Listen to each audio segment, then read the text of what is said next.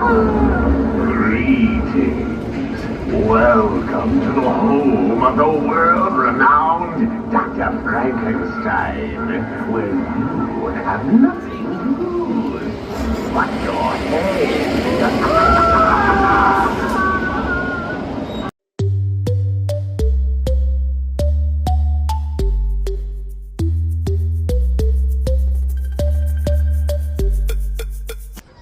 Hey everyone! A couple of years ago we started trying to do a little series we wanted to call a Salute to Small Parks. Unfortunately it never really got off the ground at this point. We only were able to do one park, which was in Ocean City, Maryland. This one is definitely what we would consider a small park, but it's also a well-known park, relatively speaking, among the theme park enthusiast community. So we'll call this a Salute to Small Parks number 1.5.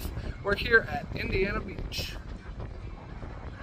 The park is home to 7 coasters, including one that they just received last year, which was a classic Schwartzkopf All-American Triple Loop. So we're going to take a look at all of the coasters, at least many of the other rides that they have here. It is, like its name suggests, it's very beachy feeling here, except without much sand, but as you can see behind us, there's plenty of water. So if you like beach vibes, you'll pretty much enjoy this video. Let's go take a look at the park. Right off the bat, I wanted to mention there are 2 entrances into the park, a north and a south entrance. If you enter from the south, which is what we did, you get to cross this nice suspension bridge all the way across the lake, which is Lake Shafer is the name of the lake that this park rests on. So it's a great view just right off the bat as soon as you enter the park, full of all the waterside rides, several coasters, the Ferris wheel. What a view to start your day. The closest coaster to this bridge is the Hoosier Hurricane, which is coming your way right now.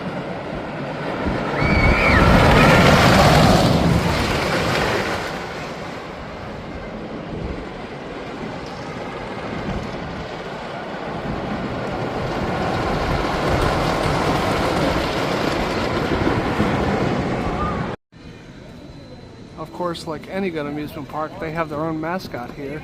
Their mascot is IB Crow, which is, of course, a crow. Wearing a bathing suit since it's a beach. Crossing the bridge, you end up right underneath of the Ferris wheel. We haven't been on this Ferris wheel yet, but we imagine the view is incredible, especially if you look over to the right of the way I'm facing now. You get a great view of the lake up there. Since it's a beach, there is a quote-unquote boardwalk here, although it's not actually made of wood. It's actually just a cement pathway, but like a boardwalk, it's just a straight path. And this sky ride right here will take you all the way down that straight path from one end to the other. So it's a one-way trip. If you don't feel like walking all the way down the boardwalk, you can just take this down to the other end and check out whatever you want to see at the other end. Right across from that sky ride is the entrance to the actual Ferris wheel, which the platform itself is already elevated, so you're getting an extra boost in height by this being up on a deck of sorts. Passing by the Ferris wheel on the sky ride, you go down kind of a steep decline, but there are a couple of ads on here. This lets you know the sky ride will take you over to Ryan's Pronto Pups, where you can get some food, and also their elephant ears stand, original since 1975. I like this little guy holding up an elephant ear. Here is a giant map of Indiana Beach, starting with the Ferris wheel, and up there is the South Gate entrance with the bridge that we came across. Going across, you can see the coasters and water slides. It kind of, after you get to the end of the boardwalk, which we're over here right now, it kind of swings upward here. Goes up to some more coasters that we'll check out in a little bit. There's a little train station down here at the bottom of the decline. I don't believe the train is running today, unfortunately. We were really hoping to ride it and film the trip around the track, but it's still kind of neat to see that they have their fountain going. That's a nice fountain that they have over there. From down low, right on the boardwalk itself, you can see just how far down the actual sky ride goes. They have a fun little bumper boat ride here where you can squirt each other as you ride around a big pool of water. It is known as Captain Crow's Bumper Boats. Just wanted to make mention of that because this mascot is awesome. All along the boardwalk they have these little, I guess, neon signs that it's kind of hard to tell what most of them are in the daytime. This one I can see a palm tree in there but can't really see much else, so I'm looking forward to seeing what it looks like when it's lit up at night. The park closes at 8 tonight, so I'm hoping it gets dark enough that they are able to light these. They keep going on down. Most of them are even harder to tell what they're supposed to be than that palm tree. But they do have this one that's very easy to recognize. It's I Be Crow giving their catchphrase, "There's more than corn in Indiana." I was assuming based on the swimwear that it was a male, but I heard one of the ride operators say that I Be Crow is a female, so I'm not sure.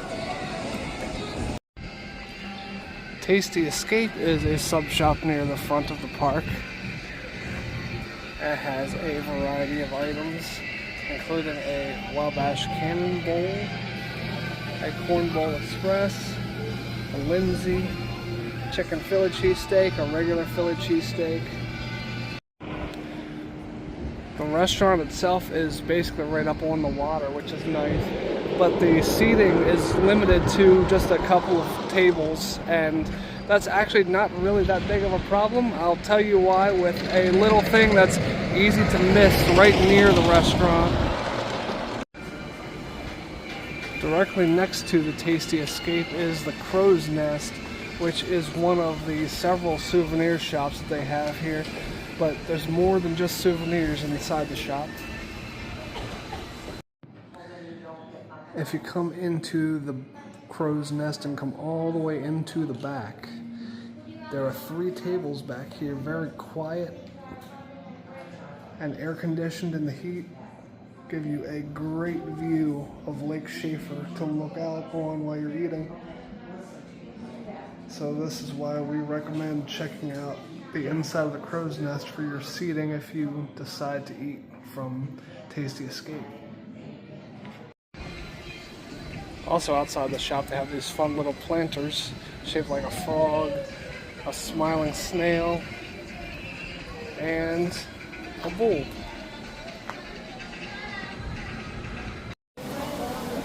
The Bluejay Cafe is another restaurant that's offered at Indiana Beach.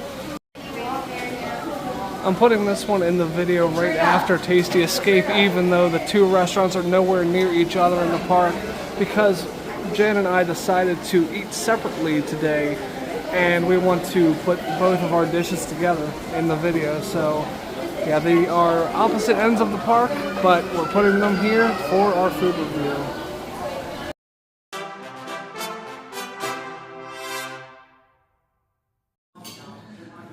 From Tasty Escape, Jen got the chicken cheesesteak, which of course has peppers and onions on it like any good cheesesteak should, on a toasted bun. A little small of a portion size compared to what I was expecting, but Jen doesn't eat much, so she should be fine with that. We also got the Cornball Express, which I love the punny name for that. It's corn off the cob with peppers and onions, cotija cheese, tagine, and some spices. And that one, the cheesesteak was $12.15. The corn bowl was $6 and change, and it came up after tax to a total of $21.75 for the 2 items. So Jen said it was our pretty standard chicken cheesesteak sub, which in this case is actually a good thing because she really likes chicken cheesesteak. She said that the toast on the bun gave it a nice crunch and flavor and texture. The chicken was cooked really well, so she enjoyed this a whole lot. Jen said that she would give the cheesesteak a B+. Meanwhile, the corn we thought it was really tangy. The sauce that was on it was really tangy. You can tell that they took the corn off kind of manually. It wasn't like from some company that shipped in the corn kernels, because there was still some corn silk in the bowl, which isn't really a bad thing. It wasn't that much of it, and it didn't really affect anything flavor or texture wise.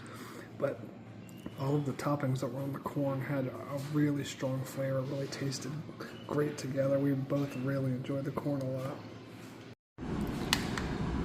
So from the Bluejay Cafe, we got some chili fries, which were $7.94. We also got probably the most unique thing on any menu at this park, the sweet and spicy donut burger. The donut isn't quite as big as I was expecting it to be, but it's a nice, big, juicy looking patty, so it still looks really tasty. Also got a Diet Pepsi, since, you know, you can tell I'm trying to watch my weight by getting that donut burger.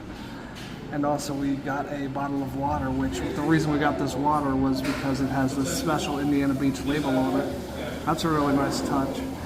All things together, all of the food items together, came up to be $27 even. So the donut burger comes with a plastic fork that you pretty much need because it is a very sticky dish. The burger, I don't know how well you can tell, but it's basically sitting in a pile of a sweet and spicy kind of syrupy sauce, which is where all the heat comes from. So because it's coated in that sauce, it's really hard to pick up and eat with your hands. The donut itself is really nice and light and airy. It's a good choice for the bun. I really enjoyed that donut. The beef itself is pretty standard, like theme park hamburger beef, so nothing really to write home about with the beef, but that spicy kick from the syrup that they put on top of it is a really interesting flavor combined with the beef. I actually really enjoyed the burger a lot. I would say I'd give it a B. Yeah, I'd say I'd give it a B. That's pretty good. These fries have the chili powder sprinkled on top of the cheese. I'm sure you can see the little flecks of the chili powder on top. Gives it a nice spicy kick that really makes it enjoyable. It has a lot of, combined with the burger, it's a couple of really hot, spicy dishes. So if spicy is your thing, you'll probably enjoy both of these. Coming down the boardwalk, the first coaster that you come to is the Lost Coaster of Superstition Mountain, which is a mouthful, but the coaster itself is really cool. Fun little fact, this was once a dark ride that was self-propelled by the rider, and they decided to turn it into a coaster. It was turned into a coaster going on 20 years ago.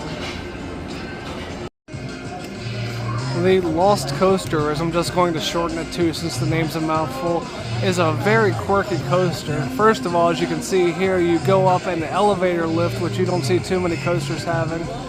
Second, you're in these strange contraptions where the top of them is basically a little net cage.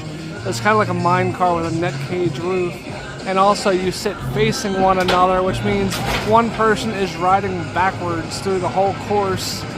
And it's really rocky in places, so if you've never ridden it forward, you're in for a big surprise riding backwards.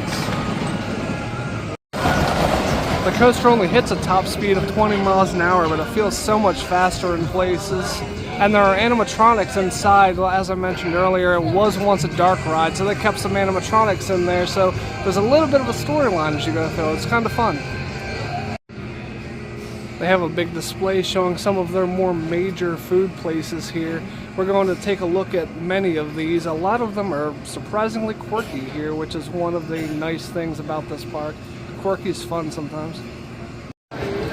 Right past the Lost Coaster is this taco stand here, which most importantly on the taco stand, even more than the menu, are these little characters, the walking taco and this IB Tacos sombrero wearing IB Crow.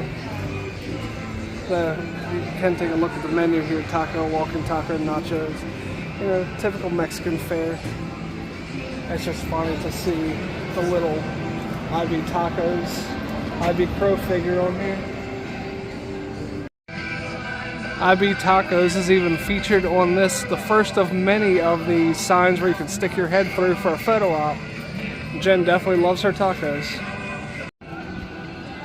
Unfortunately, this is down while we're here, but they do have an antique car ride here. I just wanted to point it out even though it's down because the track is really cool. It kind of goes around in a couple of different loops, but as it loops around, it goes out onto the lake. So that's a really neat and unique track for an antique car ride.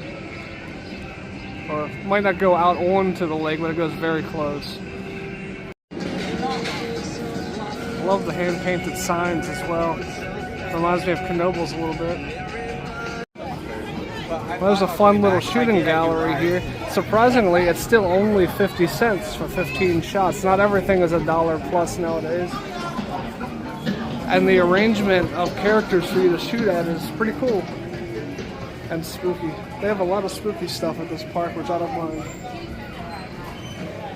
I like the Frankenstein's monster on the chair over here. If you want some more great views of the lake, they have a couple of rides right up on it. They have this paratrooper ride, and they also have a scrambler, giving you wonderful views of the lake as you ride. We haven't ridden the scrambler today, but we did ride the paratrooper, and they let that go for a while, so we were able to get some good looks at the water. They even have a fun little riverboat called the Shafer Queen that rides out onto Lake Shafer. Unfortunately, they don't have any times right now. It's not running today, but it's supposed to be starting operation pretty soon. So maybe by the time you see this video, it'll be operating. Seems like it'd be a great ride to get out there on that water. And of course, if you haven't seen enough of IB Crow yet, there's a Captain IB Crow on the riverboat. Right past the riverboat is a Galaxy coaster that they call the Cyclone here. Unfortunately, this coaster is not running today, so we won't have the opportunity to ride this, which on the bright side will give us an even greater incentive to come back to the park, on top of the fact that we've already had fun today and would like to come back regardless. But now we have even more incentive to come back. You can see the train still sitting in the station there. They're doing some work. Looks like there's some wood and other materials down here, so it may not be open for a little bit of time, but yeah, they have this Galaxy here whenever it decides to be open. In the water in the shadow of the Galaxy, they have a whole bunch of Egyptian carp that you can feed. They're over here begging for food, and it's a big old cluster of fish.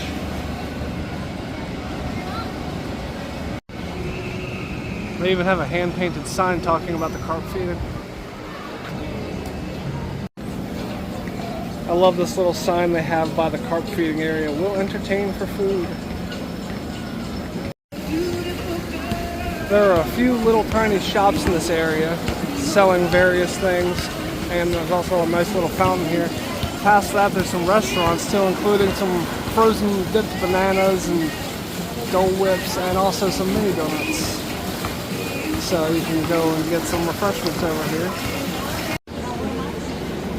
The IB Bananas banana store also has this wooden carved banana out in front of it, which is really cool and also kind of weird. IB Bananas also has another photo op sign. You can pose as a monkey holding a banana. And for those of you who are the subject of the photograph, you get to see the back side, which says, "Say I heart bananas." In the same space as the bananas is this little mining for gems, little water area, including a little prospector, IB Crow. You can see him here, holding his big golden nugget. IB mining for treasure. Behind that there's a little Indiana Beach bakery. Have iced coffee if you're really tired, also smoothies. And across from that is the Ideal Escape Room, which I think is really cool. They have an escape room here at this little tiny park. The Den of Lost Thieves is hard to miss because it has a sign here, a sign over here, a sign against the back wall. They really want people to ride this ride, and it's actually worth a ride because this ride is actually a shooting dark ride, which you don't see too much on just a general boardwalk here. It's not the most high-tech shooting dark ride, but it's a lot of fun. There are a lot of targets, and it's one person, as you can see here on the sign, one person that is 54 inches or over, and you can be accompanied by a second person who is under 54 inches, but you cannot have two people over 54 inches riding together. So it's a little bit of a capacity nightmare, but once you're on there, it's a lot of fun, a lot of dark space. It's a little bit spooky, but not like terribly spooky. It's not like a horror theme. It's actually a pirate theme like it looks like it is. But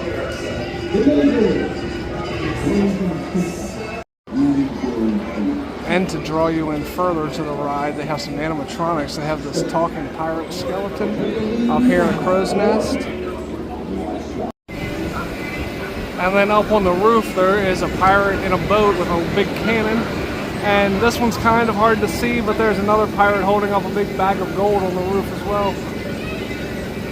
This right here is also the second floor of the ride. You do come outside for a minute, and there are a couple of targets out there, but as of when we rode it today, those targets are outside. We're not working, unfortunately. They also have a little tilt-a-whirl here, which is a pretty standard tilt-a-whirl. It looks like it may have had a really good view of the lake prior to these water slides being put in there, but I don't know, maybe the water slides predate the tilt-a-whirl, I'm not sure. There's a nice little strip of shops and food places. They even have this fascination game here. Past that they have Earl's Pizzeria, which of course serves pizza. Established 2021, so it's actually a pretty new restaurant here. We'll talk about Earl a little more later, but first I wanted to show you one of the little quirks of this restaurant is there is a pipe organ in the window. It's roped off so no one can actually play it, but it's a nice display piece. There's a little gold doubloon arcade here, with of course IB Crow as a pirate here. Mostly pinball machines here, some claw machines. But they do emphasize that it's cool inside for those hot days. And they have a little tiny penny press machine in here as well. And across from the arcade is the obligatory theme park bumper cars. And this little tiny building here. Not the biggest bumper cars, but they look like fun. Here we go, now we're at the opposite end of the boardwalk. We start to get into the real quirky stuff. First you come to IB Dipped Ice Cream Place, which they have all of these artists from the 50s and on here. Very decorated building. Then beyond that is a bit of a food court. They have CJ's Barbecue, which CJ stands for Cornball Jones, which I love that name. They also have the elephant ears stand we saw the ad for earlier. But here at CJ's Barbecue, they have pulled pork barbecue, turkey leg salads, everything on that sign. Pretty thorough list of food. They have the pronto pups and hot dogs. And as the advertisement said at the other end of the Sky Ride, this Sky Ride ending is right here. So you get off right there, and you just come right here for the Pronto Pups. And also I wanted to mention the hot dogs can come plain or Spanish. If anyone knows what a Spanish hot dog is, let me know because I have no idea.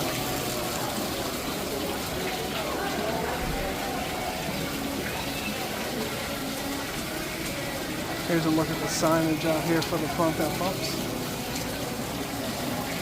They also have mozzarella cheese sticks, popcorn chicken, and fried veggies. Classic hand-painted sign for the Pronto Pups also.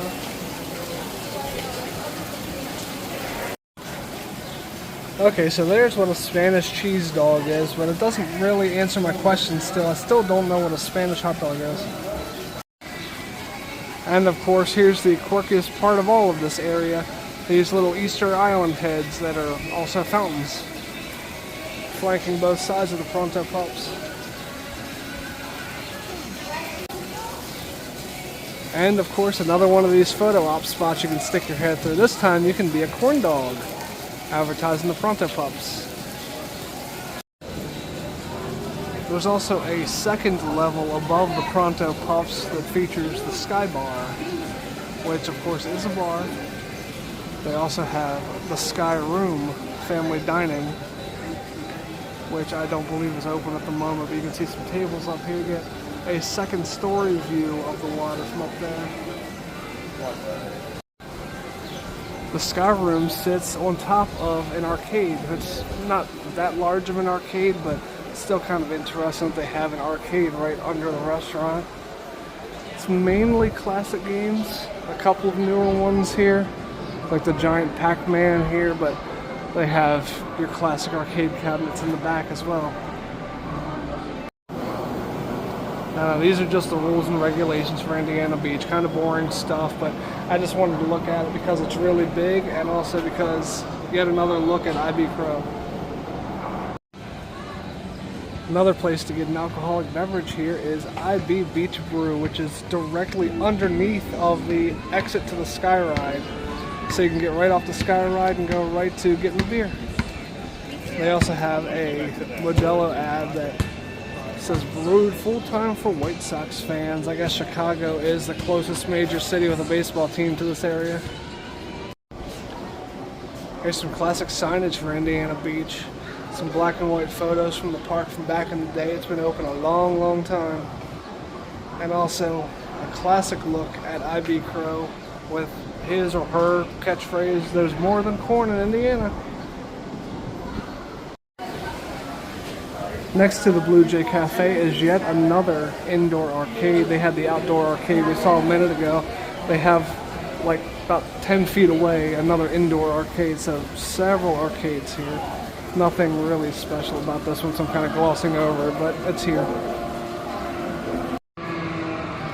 Despite being a small park, Indiana Beach does offer season passes. There is a little office you can visit that is right around the corner from the IB Dipped ice cream shop that we saw earlier.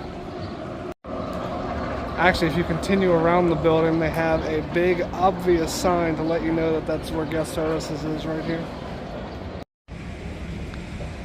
So since we got to the far north end of the boardwalk, let's go all the way to the far north corner of the park and look at Steel Hawg. Steel Hawg is an S&S coaster that opened back in 2008, and it is probably the quirkiest coaster in a park full of quirks. It's like S&S looked at roller coasters and said, what scares people the most? A beyond vertical drop? A barrel roll down drop, a stall, an outward heavily banked turn? Let's just throw them all in the coaster and call it a day. And that's basically what you get here. This coaster is completely insane and a lot of fun, though it goes by so much faster than you think it would. It's got such a compact layout. There's also what appears to be a hand-painted sign pointing you to Steel Hawg right on the back side of some of the shops here. Back beyond Steel Hawg, if you can see some of the blue track back there, maybe a little bit of red, that is the classic Schwartzkopf All-American Triple Loop that came to this park just last year. That is the main reason that we wanted to visit today, and unfortunately it looks like that coaster is down all day today, so looks like we're going to miss our chance to ride the big one here. Hopefully we'll get a chance to come back because we absolutely have to ride that coaster, but it is nice to actually see it in person. They also have this cool sign pointing you to how to get to the All-American Triple Loop and the Steel Hawg. I really like these two logos, especially since they added IB Crow to the All-American Triple Loop logo. The reason they need this sign here is because it's just a randomly big and open, almost like a parking lot over here as you head toward those coasters. So big open space, which could be confusing. It's around a bend over there.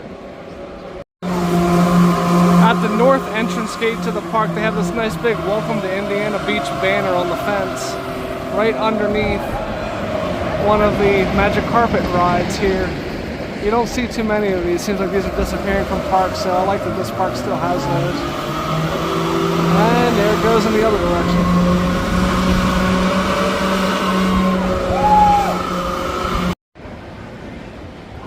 on the backside of all the shops, which you can actually still walk down the road on the backside, and you can even cut through the shops. It's a little bit of a shortcut to get to the other side, some other rides, but you'll come to also one of the other coasters at the park, the Hoosier Hurricane, which is a classic wooden coaster. An interesting little tidbit about that coaster, it is right directly next to Rockies Rapids log flume. You can see not only is the Hoosier Hurricane directly next to the entrance to Rockies Rapids log flume, you can actually see the track for the log flume right here. The entrance comes right up against this wall, which means that when the log flume comes down the drop, as it's about to do right now,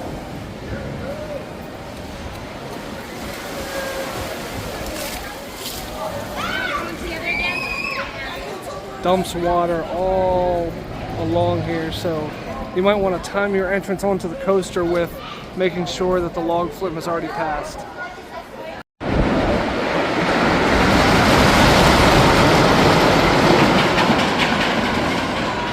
The Hoosier Hurricane was the coaster that we saw at the beginning of the video near the bridge at the south end of the park, and here we are at the complete opposite end, and here's more of it on the track. So just to give you an idea of how big the track is for this coaster, it's pretty huge. Hoosier Hurricane also goes around this fun little S-curve before it hits the first drop.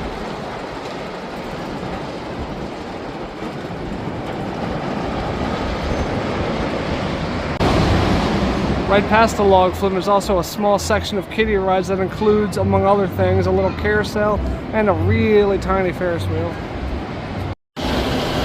The kiddie area is known as Rocky's Toy Box, named for this little raccoon mascot, Rocky. This station way up high here is for the coaster Cornball Express. Have to climb quite a steep staircase to get up to it, but it's really worth it. It's a very fun wooden coaster. And I should mention both the Hoosier Hurricane and the Cornball Express still have buzz bars, so you can get a lot of airtime on both of those coasters. It's hard to come by buzz bars nowadays. Cornball Express is this yellow train with, you guessed it, corn on the side. It's a really funny paint job, but a really fun ride.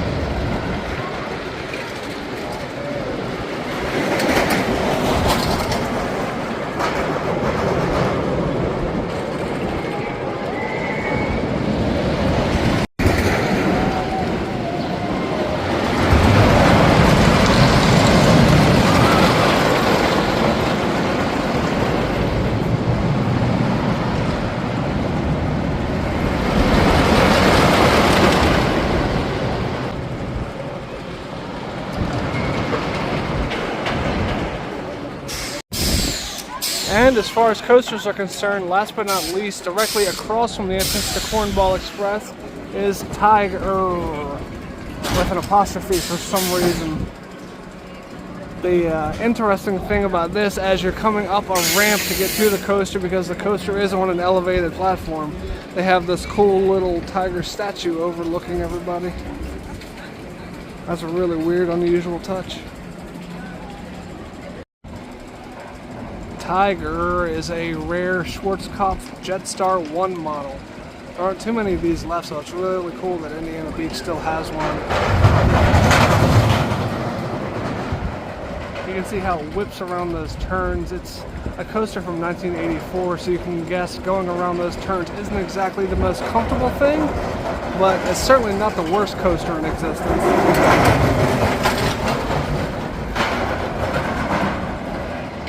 The ride still holds up even now.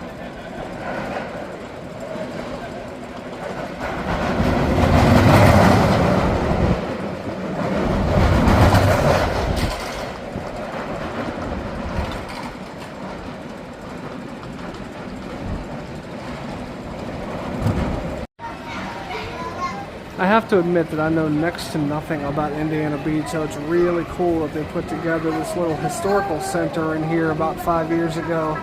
I'm going to just briefly take a quick look through it and show you what they have in there about the history of the park.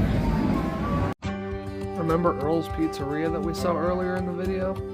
Earl Spackman is the one who opened Indiana Beach, then known as Ideal Beach, in the mid-1920s. We're going to see more about him inside of here.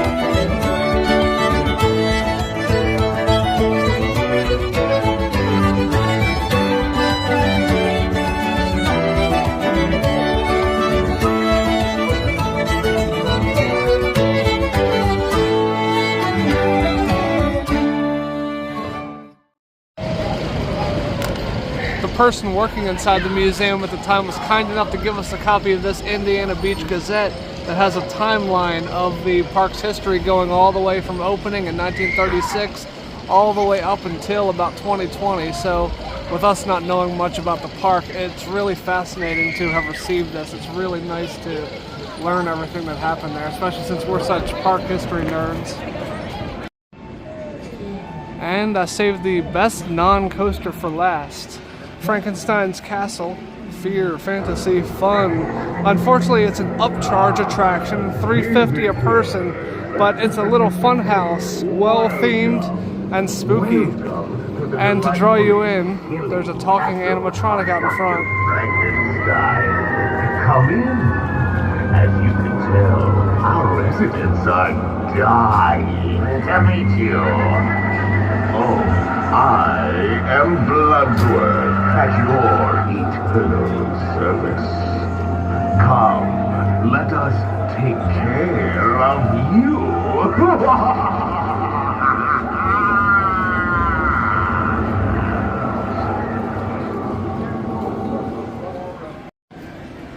The inside also has one of those spooky electric chair people that'll jerk and twitch being electrocuted. And I should mention that when the train is running, it passes right through the building. Listen, it's time for class. Hinges creak on chamber doors, and frightful screams echo through the halls.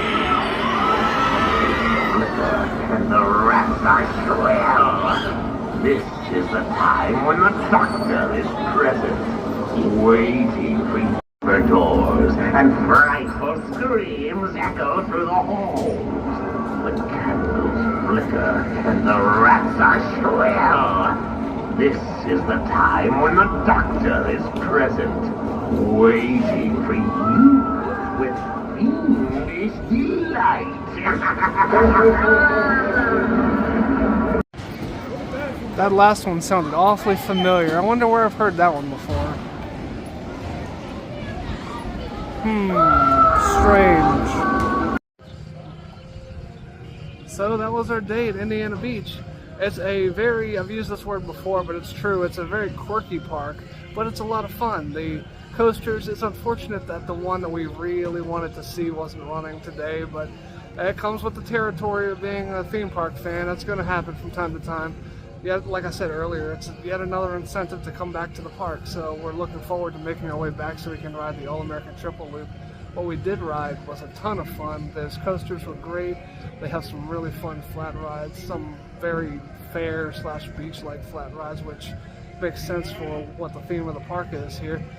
It's kind of strange to see a boardwalk that doesn't really have boards and also no sand, but the view of the water is incredible. Just the scenery in general, just coming here to look at the scenery makes it a lot of fun, even if you don't factor in the rides. So we really like this park, and we hope you get a chance to check it out as well. If you enjoyed the video, we'd appreciate it if you would give it a thumbs up, and also subscribe to the channel. Every like and subscribe is a big help to the channel. Also, please be sure to check out our Instagram page appearing right over Jen's head right now. Right below that is our Threads handle. And then right underneath Jen is our email address. Please be sure to email us any questions, comments, concerns, constructive criticism. We appreciate any feedback that you give. So, thanks a lot for watching. Thanks for watching, but the fun's not over yet. Click the box in front of my face for another fun video. Or click my tree to subscribe to our channel so you don't miss another video.